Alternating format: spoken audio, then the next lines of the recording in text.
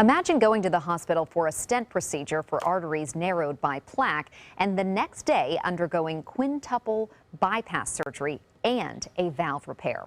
ABC 7's Alex Redmond has the story of this woman's experience. Alex. Thanks, Haley. Women can experience different symptoms than men when it comes to their hearts, but one nurse persisted when she felt that something was wrong. The doctor that performed her complicated surgery says speaking up may have saved her life. 54-year-old nurse Suzanne Fisher says she didn't feel right. I had palpitations. My heart was racing. I had edema. This went on for about 8 months. I had that nagging voice in my head. I was saying, why can't they find what's wrong with me? I know there's something wrong with me.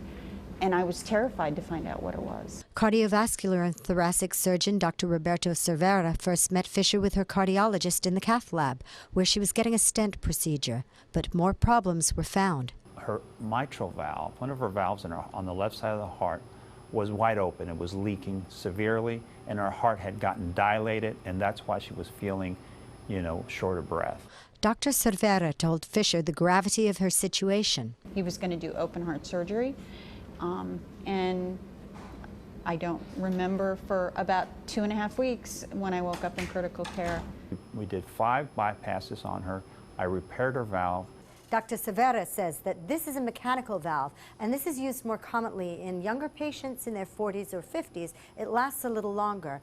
Our patient, Susan Fisher, had this mitral valve ring, and that's to support the structure of the valve, which we call the annulus, and I had to put in a device through her groin to help her support her for recovery, which is called an intra-aortic balloon pump. It relieves the heart, and it helps the heart get blood supply more so than without it. Fisher's challenges continued. 70 pounds of fluid she collected after her surgery.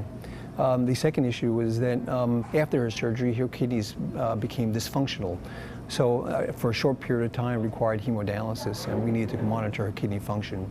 Last of which she presented to HealthSouth were multiple wounds that required nursing care, physician care, and a coordination of wound care. My rehab projected date was 7 to 10 to 14 days, but I worked really, really hard to get out of here in 5 days, and they worked with me to get me out of here that quick.